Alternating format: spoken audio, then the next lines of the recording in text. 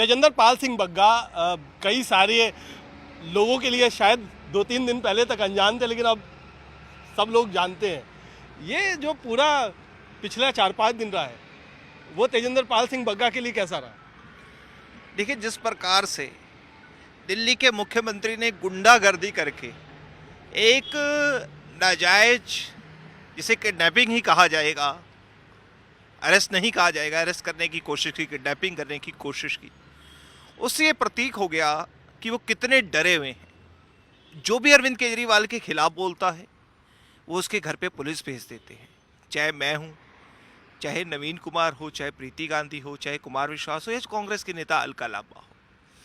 अरविंद केजरीवाल ये दर्शाना चाहते थे इस घटना से कि आज मेरे पास पुलिस और मैं कुछ भी कर सकता हूँ, लेकिन देश के न्यायालय ने जो आदेश दिया, मुझे लगता है ये अरविंद केजरीवाल को बता दिया कि इस देश में कानून से बड़ा कोई नहीं है और ना किसी को उससे बड़ा समझना चाहिए। अच्छा, एक बात नहीं समझ में आई कि जो आप पे आरोप है उसमें आम आदमी पार्टी ने कहा, आपके लिए कहा क्या कि आपने एक तरीके से शांति पूरे पंजाब की भंग की, तो कहीं ना कहीं ये तो गंभीर आरोप है ना आपके? निश्चित रूप से अगर ऐसे आरोप हैं तो गंभीर हैं, लेकिन अगर उस एफआईआर की कॉपी को अगर आप देखें, जो मेरे खिलाफ एफआईआर है, उसमें तो कोई ऐसा मामला ही नहीं है। उस एफआईआर के अंदर वो मामला आना चाहिए था कि मैंने पंजाब में शांति भंग करने की कोशिश की। उस एफआईआर के अंदर क्या है कि मैंने अरविंद केजरीवाल को जान से मारने की धमकी दी। अरविंद केजरीवाल ने बयान दिया कश्मीर फाइल झूठी फिल्म है। मैंने ये कहा कि अगर अरविंद केजरीवाल माफ़ी नहीं मांगते हैं तो हम अरविंद केजरीवाल को चैन से जीने नहीं देंगे। अब ये जान से मारने की धमकी कैसे होगी? अगर मैं अरविंद केजरीवाल को कह दूं कि चुल्लू भर पानी में डूब के मर जाए तो वो मेरे पे कल को फ्रेश एफआईआर कर देंगे कि मैंने उनको आत्महत्या के लिए प्रेरित किया है। तो ये आम बातचीत की भाषा है और मुझे लगता है ये डेलिब्रेट एक अटैम्प्ट था कि हमें चुप कराने के लिए। लेकिन मैं अरविंद केजरीवाल को चुनौती देता हूँ, आप मेरे खिलाफ एक नहीं 1000 एफआईआर करेंगे, तब भी मैं आपके खिलाफ इस प्रकार से सवाल पूछूंगा कि आपने सत्ता में आने से पहले कहा था कि 24 घंटे के अंदर गुरु ग्रंथ साहब जी की बेदबी करने वालों को जेल की सलाखों के पीछे डालना था, अभी तक क्यों नहीं डाला?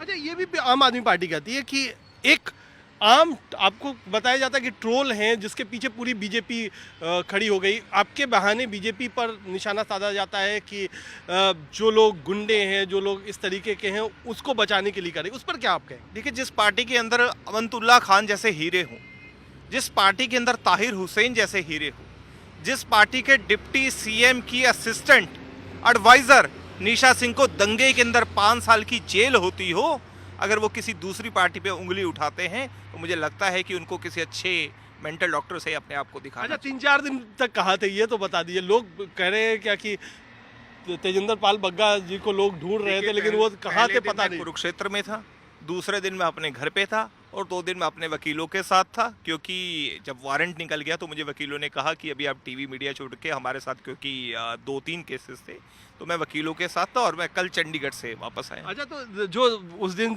हियरिंग चल रही थी आधी रात को, उस दिन तेजेंद्र पाल बग्गा कहाँ से नजर रखे हुए थे उस हियरिंग में? नहीं, क्योंकि मेरे वकीलों ने मुझे ये कहा था एफिडेविट पे मेरे साइन चाहिए थे और उसके बिना वो फाइल नहीं हो सकती थी, तो मुझे उन्होंने अर्जेंट कहा कि आप चंडीगढ़ आइए और इस पेपर्स पे साइन करिए ताकि हमें फाइल करनी है। तो मुझे उसी समय में घर से निकल के चंडीगढ़ चला। यानी हियरिंग चल रही थी तो चंडीगढ़? जी।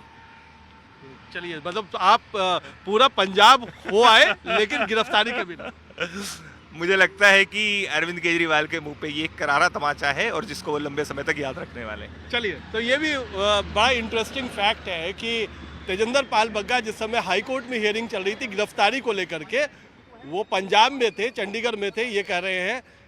और कह रहे हैं क्या कि ये एक तरीके से आम आदमी पार्टी के ऊपर उन्होंने उन्हीं के गढ़ में जा कर के वहीं पर अपना जो कानूनी लड़ाई है, जिस समय कानूनी लड़ाई चल रही थी, वहाँ वो लड़ करके फिर वापस लौट करके दिल्ली आए हैं और थोड़ी देर में अपनी पूरी बात रखेंगे। कैमरामैन प्रेमचंद मिश्रा के साथ कुमार कुणाल, दिल्ली आज तक।